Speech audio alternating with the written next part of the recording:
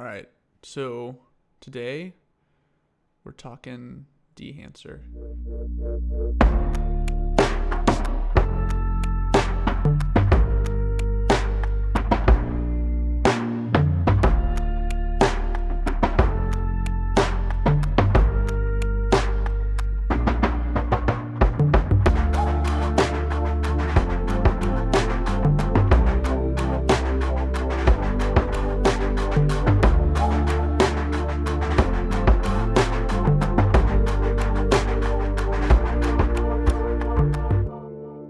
Dehancer is a color grading plugin that you can use with, whatever nonlinear editor you use or software. They even make it for Lightroom and for photo editing as well.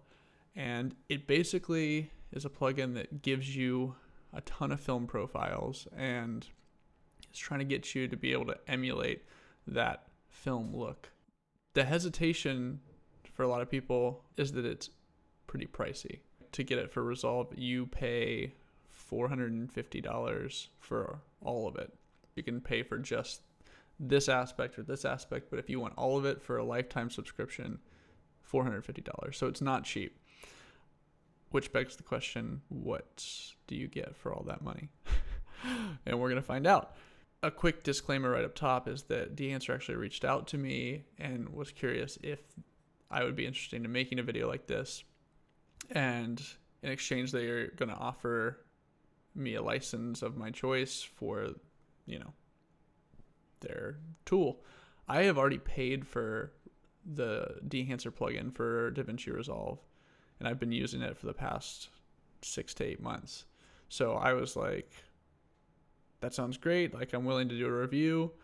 I already have the Resolve one, but I wouldn't mind a Lightroom plugin. So they gave me a Lightroom plugin, so we'll walk through that as well. But I wanted to start with Resolve since that's what you all are probably the most interested in, and we can kind of get a sense for what it can do. I actually already recorded this video once, and then I slept on it, and I was like, I don't like how I did that video. I was trying to do the thing where people pull in clips, and that's what we're going to do. But like, people pull in clips and they're like, let's look at graded. But I realized, like, because I've already been using this plugin for a while, I've used it on a couple projects, and I thought, let's just walk through some of those projects and see how I used it, and the things that I got out of it, the things that I'm like, this is kind of annoying. So what I'm going to go ahead and do, we can turn over to the screen here and pull in Resolve. I just pulled in this project that I cut, and I'll just go ahead and roll this project so we can watch it. We'll just watch it first, and then we'll come back.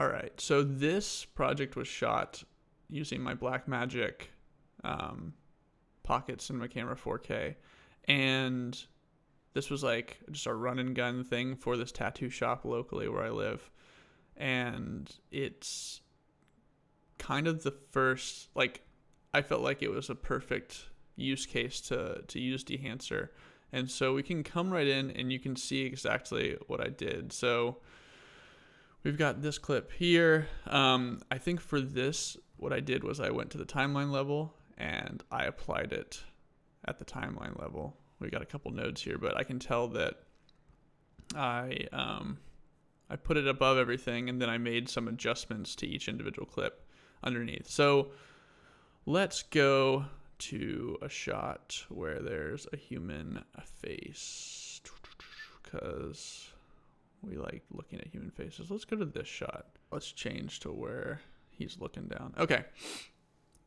All of these are adjustments that I made underneath. You can see that I changed my exposure under, like at the clip level, I changed the contrast ratio and the color balance a smidge. And I even added a little bit of a vignette. But that's not what we care about. We're going into Dehancer. So we'll see what I did. Right off the bat, if you look over here in this panel, you're going to see that Dehancer wants to know what type of source material, like what kind of color space you're giving it. This whole project was, I think I set it up with, it's all being color managed because I knew all of it was going to be Blackmagic design footage.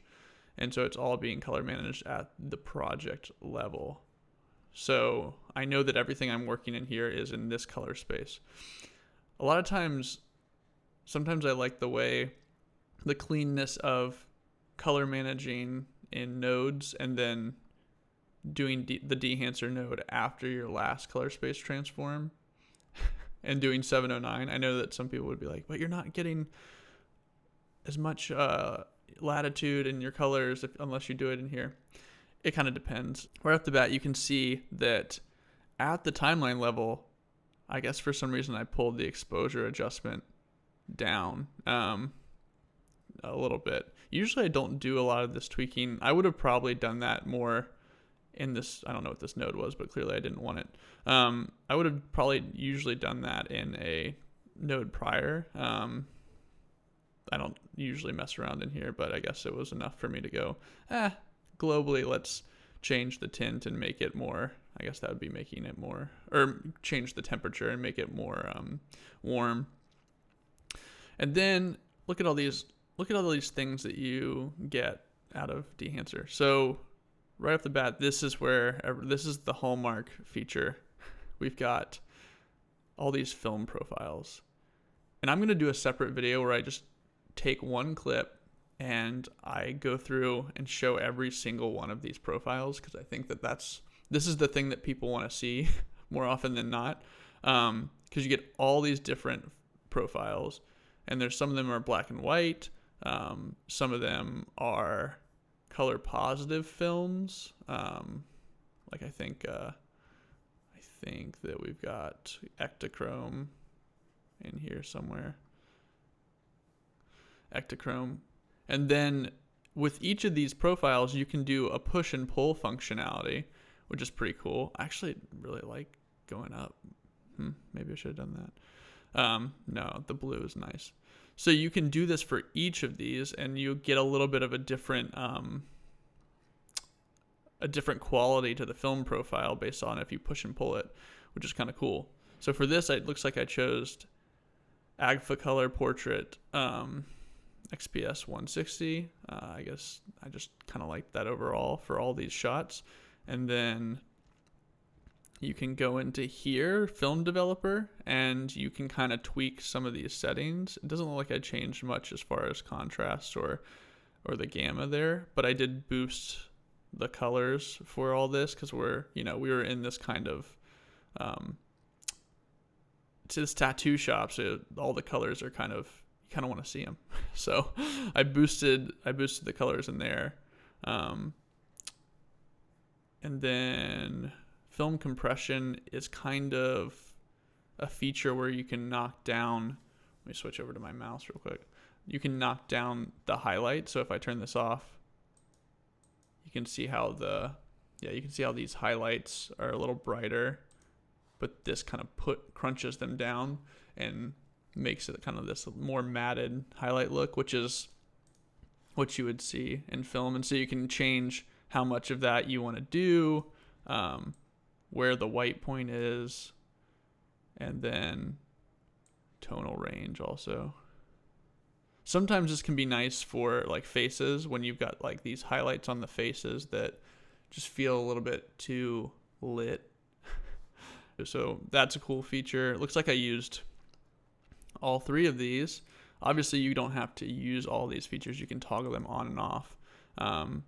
here you can change your black point and your white point. It looks like I brought the black point a little bit lower so that I lifted those shadows a bit. White point, same thing. You can adjust that. So yeah, I did that. I used a lot of this is a good project to showcase some of this stuff because it looks like I used a lot of this stuff. So here we go. Here is where we have our profiles, but then they also give you a couple print films. It usually defaults to linear, and then I chose this, and it kind of gave it some more natural contrast. It probably changed some more things in the color if I'm paying more attention. More contrast. Didn't do too much, but these settings here are really actually nice and intuitive, and I feel like they generate something really nice when you have the print enabled. The contrast and the all these things are kind of, I like using these wheels or these sliders here. So yeah, the print film, and then color head is kind of adjusting, just like adjusting your colors in here. You can come in here and you can adjust, oh, I want more blue, oh, I want more yellow. I don't tend to mess with this too much, especially like the blue feels like it gets a lot, like it's just kind of more pink or purple. But you can do all this stuff here. You can see down on the vector scope as I change it. It's, going between magenta and green, magenta, green. And then you can also add some warmth to your shadows, midtones, So that's what color head does. And sometimes it's really nice, especially for some of the films that right off the bat, you're like, I don't know if I like how that looks, but I need to adjust it a little bit more. Come in there. Grain, this is another hallmark feature of Dehancer. The grain is looks really great. And you can change a lot about it. Actually, let's go to clip so we can just loop this clip real quick. I didn't. It went farther than I was hoping it was going to go. Huh. But the grain is such a great organic looking grain, and you have like I said, you have a lot of control over. They give you all these presets, and sometimes the presets are like, oh, that's great. But then if you go to custom, it looks like that's what I did in this case. I came into custom and I changed. You can change the size, how much of it you want. The resolution of the film is kind of an interesting thing that you can change, because I think that it'll make your image a little softer. I think so.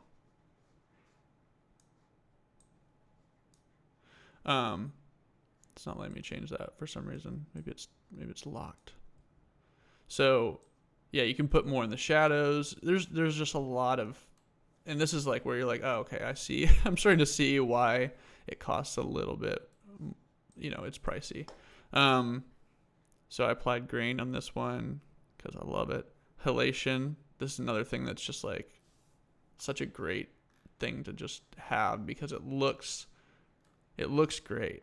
If I turn it off, you can see we were getting that kind of rim, that color rim effect that you would sometimes see in film. And so you can come in here and you can change a lot of these settings and dial it in to what you want. Whoa. Go for a really, really crazy look here. I mean, there's a before and there's an after. I think the thing about Dehancer that people need to know before they're thinking about buying it is that it's not like a drag drop, boom, you're done. I don't know many things that are like that, but you do have to spend some time actually tweaking your footage and getting it to look good. But halation, bloom, it looks like I applied bloom on this one too. Yeah, you can kind of see the highlights are giving that kind of halo effect to them. Again, you've got some presets, but then you can get into custom and you can really dial it in. The rest of these are a little bit more niche, I think. Film damage is like, it's like adding scratches, and it's hard to see them initially right off the bat, but it's like adding these scratches. Let me take that off. Adding, yeah, like so if I was to play it, of course we scrubbed away. You can kind of see how it's applying it across the board here. Yeah, it's giving that kind of like scratch hairs, you know, not something that you're going to use often, but nice to have. Film breath is another thing that I don't think you're going to use that often, but it's kind of this, there's like this hue shifting that's going on that, you know, it almost reminds you of like light leaks that are taking place behind the footage. I don't tend to use this that often because it changes the color. So it's like, I just got all this color tweaked, and now I'm going to turn film breath on.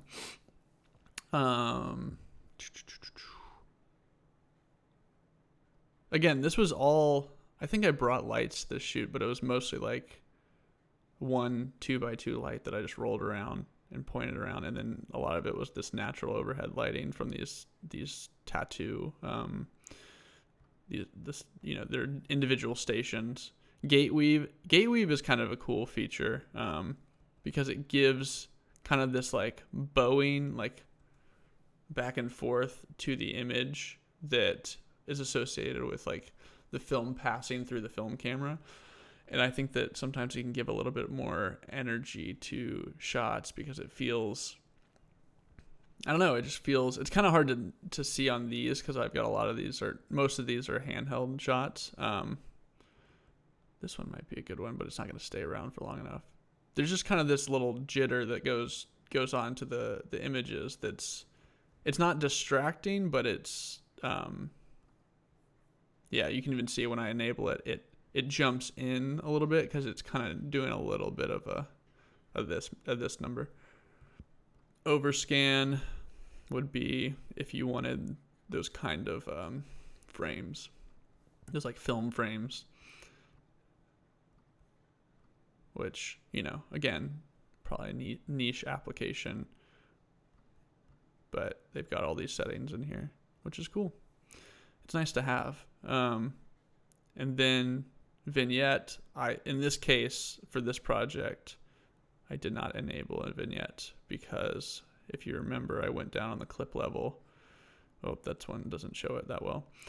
I went down on the clip level, and for each clip, I changed these stuff individually, and that included a vignette, which you can see here.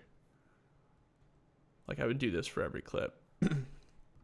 So I don't tend to use the vignette built in, but it's there. If you just want to keep everything all in one you know, area, you can do it in here, which is kind of nice.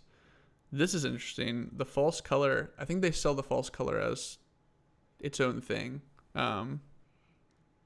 because you can use it just to get a sense for like, okay, what's the exposure levels of these clips looking like, and then I can go behind here and I can make some adjustments if I wanted to,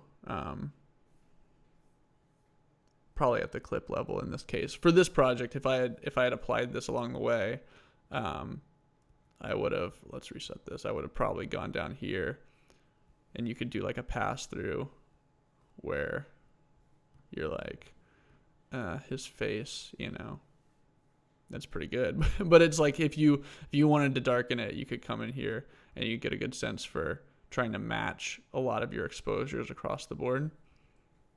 Again, cool tool to have. It's included in it, which is really great. Go back to timeline.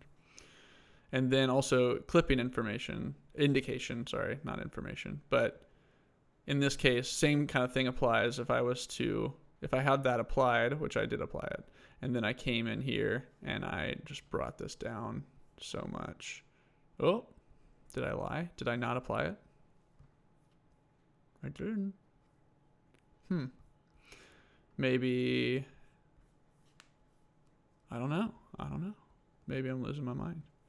Usually, we'll find an instance where this application, you can see it. But it would be the case that it would show red as things that are being blown out, and then blue where the like, yeah, I don't know why it's not showing up. Interesting. Blue would be where it's like dark and it's like below the black point. Maybe it's because I changed the black point and the white point in the expand. But again, another thing to have, output, just how much of all of this stuff do you want? And you'll see like actually in this case with this project, I went at 100 and I don't normally do that because one of my criticisms of Dehancer, especially in Resolve, is that a lot of the things, like a lot of these film profiles, you click them on and you're just like, whoa, that's too much. Like it's just like too aggressive of a look. And more often than not, I want to dial it back to around 50 or 40%. And what happens is, let me undo that. What happens is if you dial this back, then a lot of these effects like grain, halation, bloom, it's dialing those back as well. And it's like if you spend a lot of time dialing in your bloom, it's like you don't want to bring this down because of the color and then have that be affected. So in this case, I didn't do this, but a lot of times what I'll do is I'll bring Dehancer over into another like node over here, and I'll just do all my grain, halation, bloom, any of this stuff in a separate one, and not have to worry about like, oh, I'm dialing this back down to 40%, and this can stay at 100, and this one can be the one that's dialed back down. That's just a quick note. That's probably one of the biggest things that I've noticed in my workflow is that I want to bring it. I just want less. For something like this, where it's like this environment. I think in part because the profile I chose, I didn't feel that it was like an aggressive, like it was a pretty good look for all of this, and I didn't feel like I needed to pull it back too much. You can create LUTs, which is kind of nice. Like if you create a look that you really like, you can export it and for whatever, your monitor or like to use on set, which is kind of cool. And then I don't know what the options are. Oh, this is just kind of like, what are we rendering at? Like how intensive are we processing all these effects? And normally when I'm going through, I'll just set it to normal. And then when it comes time to export, change it to fast. And then, you can check and make sure that you've got all your profiles in here.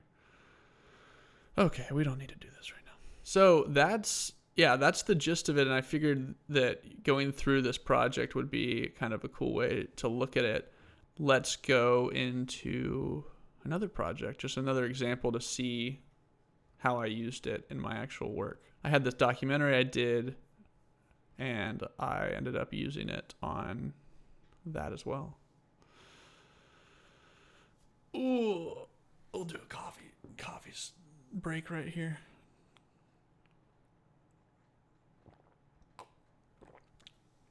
Okay, I think that how I applied it in this case is a little different in terms of how I set up. I think in this exact sequence that I have here, I think I disabled, the color situation. This is kind of what I'm rolling with in the timeline this, and I decided to color manage within the nodes itself. This is at a clip level, but I also have groups. Here we go. This is so let's look at, there's a good stretch right here to look at. I wonder if I can go in here and do an in and out and have it only play this stretch here. Yeah. And for the sake of this, let's just disable the subtitles so we don't have to look at them. All of this was in Spanish and Portuguese, so it had to be subtitled. Okay.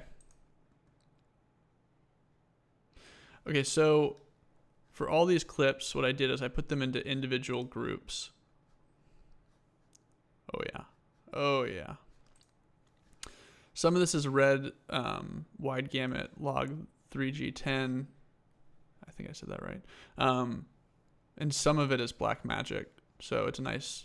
But I created individual groups for these different scenes because we got some interviews, we got some B-roll in hospital, B-roll in different places. And so I created individual groups, and then at the group level in the pre-clip, I did my color space transform to get to this color space.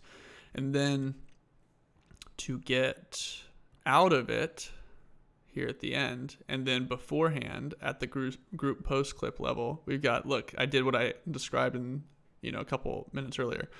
This is all the color stuff. This is the halation and the grain, which are the two things I used. So right off the bat, let's just go ahead and look. So if I disable these two, what we're getting is just the raw. I mean, we're still getting the clip adjustments. We're still going to see what I did at the clip level. Let's clean that up. Clean up node graph. But if I had just turned these off, then you're getting just the raw. This is just 709. So red wide gamut RGB, 2 Davinci wide gamut, 2 Rec 709. And then if I turn this on, that's what Dehancer is doing. I clearly went with a little bit more subtle of a look for this because I didn't want it to not feel natural. But with that, let's look at what I did. We're giving it the color space it wants, it knows we're in. And then in here, it looks like I used 500T, which I don't often do because right off the bat, I tend to be like, 500T doesn't look that great. And you'll see when I upload just all the profiles with the push and the pull and all that, you'll see a comparison of like what these profiles do to these images. And you can judge for yourself. But normally I don't tend to go for this. So I think that I found some kind of formula that I enjoyed, in part because I paired it with the print film here. I brought down the target white. I guess I made it a little warmer. I didn't do any exposure adjustments. I brought the contrast down. And mind you, this is what I did to all the clips that are in this group. So this is happening. I think this is actually a different, I think I switched profiles. Yeah, I changed 50D for outdoor stuff and then 500T for indoor stuff in this case. And I think for the outdoor stuff, I still had the print film enabled. So yeah, so I didn't make any black point or white point adjustments. I did do some film compression, it looks like. It's hard for me to see what that's doing in this clip. Let's look. Maybe it's more noticeable here with them being backlit. Oh, whoops, I'm clicking expand. I'm not even clicking compression. It knocks it down a little bit. And then, yeah, I was going to say I probably boosted the colors. I tend to want to boost the colors. Like if I turn this off, it just looks kind of dark for me.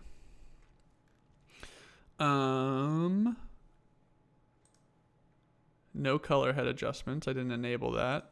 I think because I was doing so much at the clip level, like I changed, exposure, color balance, saturation, and then vignette.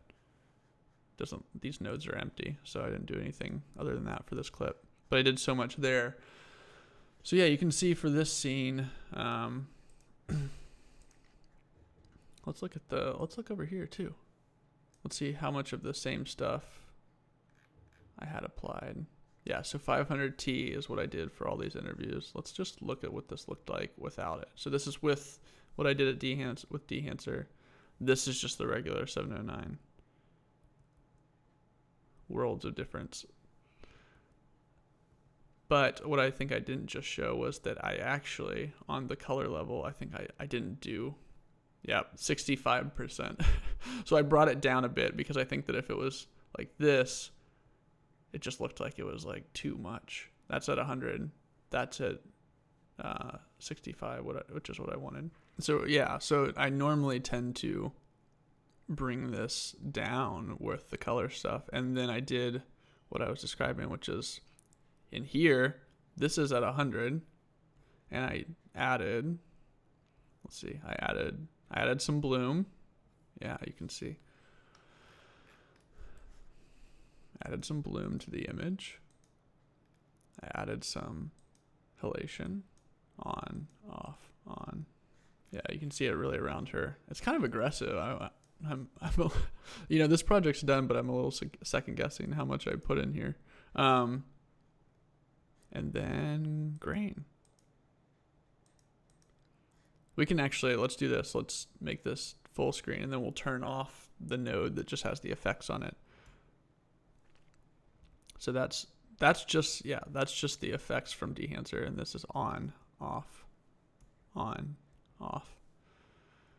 And then if we just look at, let's keep those on, and we'll just do the color this time. All right, so this is the color off with the effects still on, off, on. Then this is a good example too, I feel like. Okay, so it's a different group because it's a different color. I used 50D this time. You can see what 50D does, off and then on. So I used 50D, and then same compression settings are probably true. And then the print film, that's off, that's on, off, on, off, on. You just play this.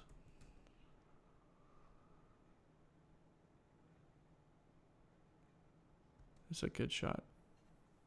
I'm like, that's a good shot. I shot that. So yeah, I just think that, I think that real world applications of this stuff, it's what's always kind of nice to see, because these are the images that I ended up delivering. So you can see here, I just applied this same look across the outside stuff. And I just feel like if I did a before after, that's just the 709, and that's Dehancer applied. So what I would say as far as like the Dehancer Resolve plugin is that it's not going to like be a drag and drop, oh my gosh, this changes everything. Like, you're going to have to spend time in there and go through these settings in here that we were talking about to dial it in. But it's a good starting place, and it gives you a lot of control. And then pairing those features with what you can already do in Resolve, either on the clip level, I think you can get stuff that looks really good, and it doesn't have to be the overly stylized. It can be stuff for regular clients, and you can just turn off and turn on the things that you want. So I really appreciate that. Is it worth it is kind of a question that you have to answer for yourself, because I think for me, the reason that I ended up purchasing the Resolve plugin was I could see myself using it more often than not. And what I would say is, like, if you look through here and you go, this is something that I would use on the majority of the things that I am editing / color grading / whatever my projects, then I'd say maybe it's a good investment. Like, for me, it made sense because I'm like, more often than not, pulling footage in, and I go, I need some kind of thing to help start me out. And I think those film profiles really help you do that. So yeah, if that seems to be something that you would make use of, then I'd say go for it. Like I said, this was all about the Resolve plugin. I think I'm going to make a separate video that's only about the Lightroom plugin, because I wanted to look at that as well. And then I'll also upload, like I said, I'll upload just a bunch of comparisons of like all these different profiles on a couple clips, so you can see kind of what you're actually getting out of it. That's real footage from real projects, as opposed to curated footage that's posted on Dehancer's website that you're like, can I trust that this is what it's going to look like for my stuff? So I'll do that, and then that'll be its own separate thing. But yeah, I hope that this was informative and helpful to kind of look through a real world application of this plugin on 2 separate projects with different footage and different environments. And I'll see you all in the next one, I guess.